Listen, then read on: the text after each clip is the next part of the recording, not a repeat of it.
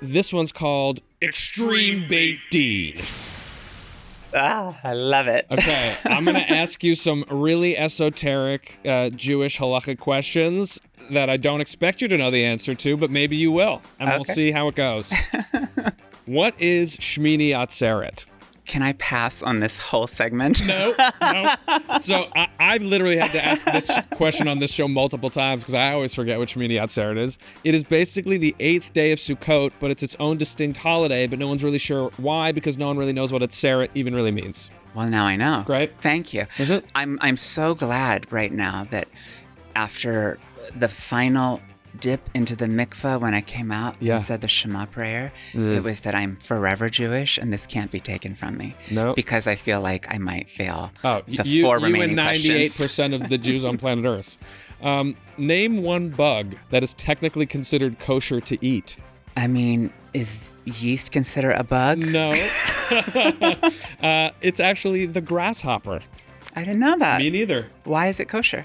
I don't know. I didn't go that far in my research for this game. What fabric combination is halachically unwearable? Most? No, there's two specific fabrics that when you put them together, you're not allowed to do it. Cotton wool? You got one of them. Wool is one. The other is linen. Oh. Couldn't tell you why. It is a divine mystery. There are different interpretations as to why. I'm allergic to wool, so Easy for you. I'm okay. And Boom. I'm pescatarian, so it's a lot easier to be kosher. Wow. Okay. It's like all the stars are aligning for you. What is the minimum amount of matzah required to eat at a Seder? I have no idea. Kazait, like an olive. Okay. That's it. That's all you need. One little bite. You're good to go. What do you call the type of kosher wine that non-Jews are allowed to open and it still remains kosher? The kosher wine that non-Jews are allowed to.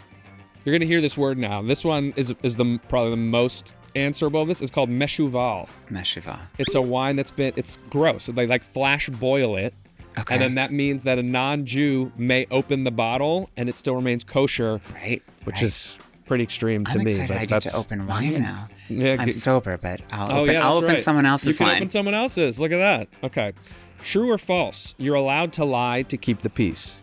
False. True? True. True. For like shalom bayit in your house, if it's going to tell a white lie and it's going to keep the peace, you're allowed to do it. Okay. How long do Dutch Jews wait between eating meat and milk?